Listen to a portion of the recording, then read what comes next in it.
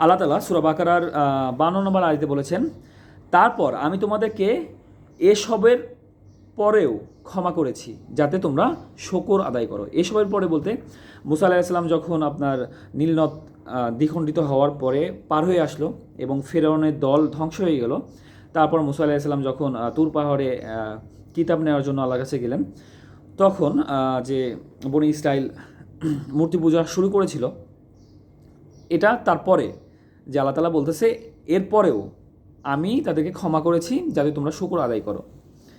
এবং সূরা বাকারার 53 নম্বর আয়াতে আল্লাহ তাআলা বলতেছেন, আর যখন আমি মুসাকে দিয়েছিলাম কিতাব ও ফুরকান যাতে তোমরা হিদায়াতপ্রাপ্ত হও। এটাও লোহিত সাগর মানে নীল নদ পার হওয়ার পরে ঘটনা। মুসা আলাইহিস সালাম যখন তার সম্প্রদায় নিয়ে, তার কমকে নিয়ে নীল নদ পার হয়ে চলে আসলো এবং ফিরআউনের সম্প্রদায় ধ্বংস হয়ে গেল, এটা তার পরের কাহিনী।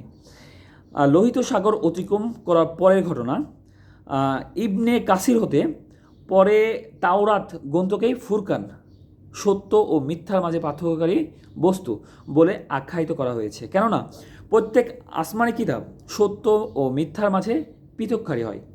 অথবা মুজিজাকে ফুরকান বলা হয়েছে কারণ মুজিজাও হক ও বাতিল জানার ব্যাপারে বড় গুরুত্বপূর্ণ ভূমিকা পালন করে। আল্লাহ তাআলা আমাদেরকে বোঝার মতো তৌফিক দান করুক যে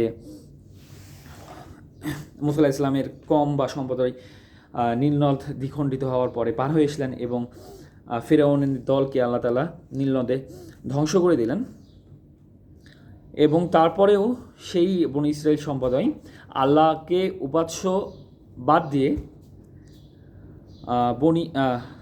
গোবৎসকে উপাস্যকারী হিসেবে গ্রহণ করেছিলেন। তারপরেও আল্লাহ তাআলা তাদেরকে ক্ষমার ঘোষণা দিয়েছেন।